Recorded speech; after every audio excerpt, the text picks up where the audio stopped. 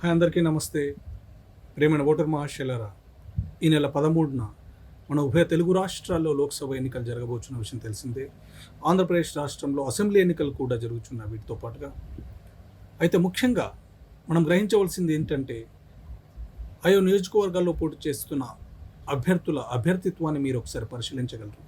దీనికి సంబంధించి ఎన్నికల కమిషన్ వెబ్సైట్ affidavit.eci.gov.in వెబ్సైట్లోకి వెళ్ళి మీ నియోజకవర్గం ఎన్నుకొని ఆ నియోజకవర్గంలో పోటీ చేస్తున్న అభ్యర్థుల వివరాలు తెలుసుకోగలరు. ఆ అఫిడవిట్ను డౌన్లోడ్ చేసుకుని వారి ఆస్తులు, అప్పులు, వారి నేర చరిత్ర వివరాలు తెలుసుకుని తద్వారా వారి అభ్యర్థిత్వాన్ని బేరీజు వేసుకుని మీ ఓటు హక్కును వినియోగించుకోవాల్సిందిగా మనం. నేను ఒక్క విషయం చెప్పుకోదలుచుకున్నాను. ఏంటంటే, ఒక పార్టీ తరపున పోటీ చేస్తున్న అభ్యర్థి గతంలో ఐఏఎస్గా పనిచేశారు, ప్రస్తుతం ఎమ్మెల్సీగా ఉన్నారు. అయితే తన అఫిడవిట్లో ఏదేదో సమాచారం ఇచ్చారు. అది చాలా అసంబద్ధంగా అనిపించింది. ముఖ్యంగా రీసెంట్గా అతను ఒక ల్యాండ్ కొన్నట్టు, తెల్లాపూర్లో 17 గుంటల ల్యాండ్ కొన్నట్టు, 91 లక్షల రూపాయల కొంటే with in a short period of time దాని మార్కెట్ వాల్యూ ఈరోజు చూపెడుతుంది ఏంటంటే 3 కోట్ల చిల్లర చూపెడుతున్నాడు. దాని తర్వాత అదే ల్యాండ్ని డెవలప్మెంట్ అగ్రిమెంట్ చేసుకుంటే అతను 31 కోట్లు అయిందంట. మరి ఈ గొప్ప బిజినెస్ ట్రిక్స్ మరి ముందే తెలుసుంటే అందరూ చేసేవాళ్ళు. నాన్ అగ్రికల్చరల్ ల్యాండ్ కింద రీసెంట్గా పర్చేస్ చేసిన ప్రాపర్టీ ఒకటి నవంబర్ 2, 2023న తెల్లాపూర్ గ్రామంలోని సర్వే నంబర్ 465/2లో 17 గుంటలు కేవలం 91,25,900 రూపాయలకు కొన్నట్టుగా పేర్కొన్నారు. అయితే ఈరోజు అప్రాక్సిమేట్ మార్కెట్ వాల్యూ 3,13 లక్షలుగా చూపెడుతున్నాడు. అదే ల్యాండ్ని ఇంకో రకంగా చెప్తూ ఆ ప్రాపర్టీని డెవలప్మెంట్ అగ్రిమెంట్ చేసుకుంటే 1,50,000 square feet built-up area has been allotted in lieu of development agreement of land 17 గుంటలు survey number 460/2 Tellapur worth 33 crores అని చెప్తున్నాడు. ఇది ఒక రకమైన హవాలా సిండికేట్ను, హవాలా రాకెట్ను కనబరుస్తుంది. మరి ఎన్నికల అఫిడవిట్లో వారి ఆస్తులు, అప్పుల వివరాలు, వారి నేర చరిత్ర వివరాలు సరిగ్గా ఇవ్వాలి. మరి పెద్ద ఆయన పేరు మీద అనేకమైన కంటెంప్ట్ కేసెస్ కూడా ఉన్నాయి. ముఖ్యంగా మల్లన్న సాగర్ కేసులు, R&R ప్యాకేజ్ విషయంలో మల్లన్న సాగర్లో భూ బాధితులు వేసిన అనేక కేసుల్లో. మరి ఒక్కసారి మీరు వారి అభ్యర్థిత్వాన్ని పరిశీలించి మీ విచక్షణతో, మీ వివేచనతో మీ ఓటు హక్కును వినియోగించుకోవాలని మనవి. ఆయా లోక్సభ నియోజకవర్గాల వారీగా పోటీ చేస్తున్న అభ్యర్థులు తమ అభ్యర్థిత్వం విషయంలో తమ నామినేషన్లో దాఖలు చేసిన ఫామ్ 26 అఫిడవిట్ అనేక చోట్ల తప్పుడుగా దాఖలు చేశారని ప్రత్యర్థులు ఆరోపణలు చేస్తున్నారు.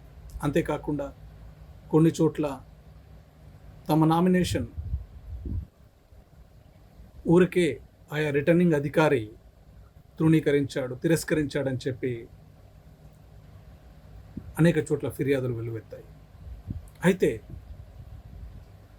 అసలు ఈ నామినేషన్లు ఎందుకు తిరస్కరించబడ్డాయి, ఎందుకు ఆమోదించబడ్డాయి, అసలు వీటిలో రిటర్నింగ్ అధికారి చేయాల్సిన ప్రక్రియ ఏంటో కొంచెం గమనిద్దాం మనం.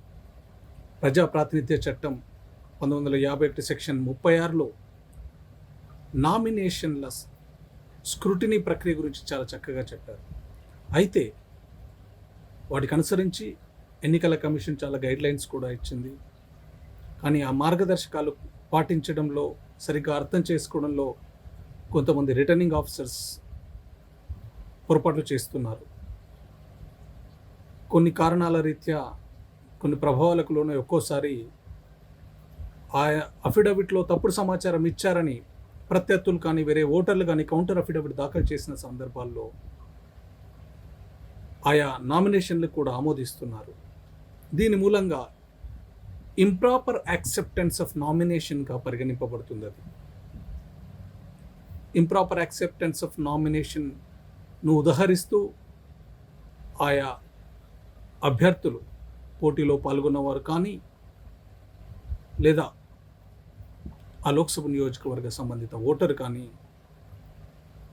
గౌరవ హైకోర్టును ఎన్నికల పిటిషన్ ద్వారా ఆశ్రయించవచ్చు. అదే కాకుండా ఇంప్రాపర్ రిజెక్షన్ ఆఫ్ నామినేషన్కు సంబంధించి చట్టంలో సరైన వెసులుబాటు ఏది లేకుండా పోయింది. ఒకసారి రిటర్నింగ్ ఆఫీసర్ ఇంప్రాపర్గా రిజెక్ట్ చేస్తే వాటికి సంబంధించి అప్పీల్ చేసుకునే అవకాశం కూడా లేదు. కేవలం ఎన్నికల పిటిషన్ ద్వారా మాత్రమే దాన్ని ఛాలెంజ్ చేసే అవకాశం ఉందంటారు. కానీ ఎన్నికల పిటిషన్ ద్వారా కేవలం ఎన్నికైన అభ్యర్థి యొక్క అభ్యర్థిత్వాన్ని మాత్రమే మనం ప్రశ్నించవచ్చు. సో ఈ విషయంలో చట్టంలో సరైన క్లారిటీ రావాల్సిన అవసరం ఉంది.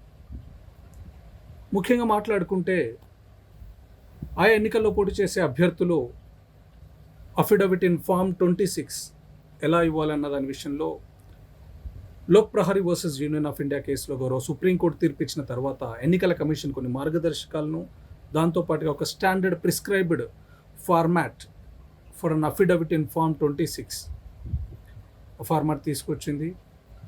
దానికి అనుగుణంగానే అందరూ వారి ఎన్నికల అఫిడవిట్ను సమర్పించవలసి ఉంది.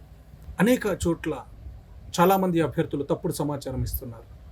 మీరు చూస్తున్నదే ఇటీవల కాలంలో కేరళ రాష్ట్రంలో తిరువనంతపురంలో జరిగిన లోక్సభ ఎన్నికకు గాను ఒక పార్టీ అభ్యర్థి తప్పుడు సమాచారం ఇచ్చాడని, ముఖ్యంగా తన స్థిరాస్తి వివరములు బెంగళూరులో గల గృహం విషయం చెప్పలేదని, ఇతర చరాస్తుల వివరాలు తెలపలేదని ఎన్నికల కమిషన్కి ఫిర్యాదు చేశారు. తద్వారా కేరళ హైకోర్టును కూడా ఆశ్రయించారు.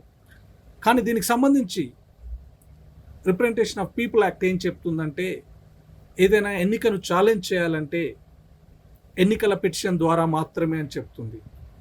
కానీ ఇందులో ఒక గొప్ప సందేహం ఉంది. ఎందుకంటే ఎన్నికల పిటిషన్ అనేది ఎన్నికల్లో గెలుపొందిన వ్యక్తికి వ్యతిరేకంగా మాత్రమే మనం వేయగలము. మరి ఆ వ్యక్తి తప్పుడు అఫిడవిట్ దాఖలు చేసి ఓడిపోయినప్పటికీ ఆ ఎన్నిక ప్రభావితం అవుతుంది. మరి అలాంటి పక్షంలో ఏం చేయాలన్న దానికి ఇప్పటికీ కొంత సంశయం అయితే నెలకొని ఉంది. ఈ విషయంలో ప్రజా ప్రాతినిధ్య చట్టానికి కూడా సవరణ అవసరం ఉందని నేను భావిస్తున్నాను. అయితే ఇంకో విషయం చెప్పేది ఏంటంటే, అనేక చోట్ల ఆయా అభ్యర్థులు వారి ఆస్తుల వివరాలు సరిగా ఇవ్వకపోవడము, అప్పుల వివరాలు సరిగా ఇవ్వకపోవడము, వారిపై గల క్రిమినల్ కేసుల వివరాలు సరిగా ఇవ్వకపోవడమో చేస్తున్నారు. అయినప్పటికీ ఉన్న కొంత టైంలో స్క్రూటినీ చేసేప్పుడు ఆ రిటర్నింగ్ ఆఫీసర్కి ఆ పూర్తి సమాచారం అందుబాటులో ఉండదు. కాబట్టి రోవింగ్ ఎంక్వైరీ కండక్ట్ చేసి ఆ నామినేషన్ను తిరస్కరించే అవకాశం లేదు. కానీ ఆయా అభ్యర్థులు ఫామ్ 26లో వారు సమర్పించిన అఫిడవిట్కి వ్యతిరేకంగా ఎవరైనా సరైన సమాచారం ఉన్నప్పుడు, నిర్దిష్టమైన సమాచారం ఉన్నప్పుడు కౌంటర్ అఫిడవిట్ దాఖలు చేసే వెసులుబాటు కూడా మనకుంది. కానీ ఎంతమంది కౌంటర్ అఫిడవిట్ దాఖలు చేస్తున్నారు? ఎన్నికల్లో పోటీ చేసే అభ్యర్థులు మాత్రమే కాకుండా ఆయా నియోజకవర్గాల్లో ఆ ఓటర్లు కూడా ఒక వ్యక్తి అభ్యర్థిత్వాన్ని ఛాలెంజ్ చేస్తూ కౌంటర్ అఫిడవిట్ దాఖలు చేసే వెసులుబాటు కూడా మనకుంది. ఆ కౌంటర్ అఫిడవిట్ వెబ్సైట్లో కూడా పొందుపరచాలని ఎన్నికల కమిషన్ గైడ్లైన్స్ కూడా జారీ చేసింది. అయితే ఈ విషయంలో ఓటర్కు సరైన అవగాహన లేకుండా కేవలం ఎన్నికల రోజున తమ విధిగా, తమ బాధ్యతగా భావించి వెళ్ళి ఓటేస్తున్నారు. కానీ మనం ఎన్నుకునే వ్యక్తి ఈ ప్రజాస్వామ్య మనుగడ కొరకు, ఈ ప్రజాస్వామ్య పరిరక్షణ కొరకు, ఈ ప్రజాస్వామ్యం అనే దేవాలయాన్ని ఎంత చక్కగా కాపాడుతాడని ఒక్కసారి మనం గ్రహించవలసిన అవసరం ఎంతైనా ఉంది. మీరు చూస్తున్నారు, అనేక చోట్ల పాలిటిక్స్ క్రిమినలైజ్ అయిపోయాయని, వీటిని డీక్రిమినలైజ్ చేయాలని కూడా అనేక సార్లు గౌరవ న్యాయస్థానాలు పేర్కొన్నాయి.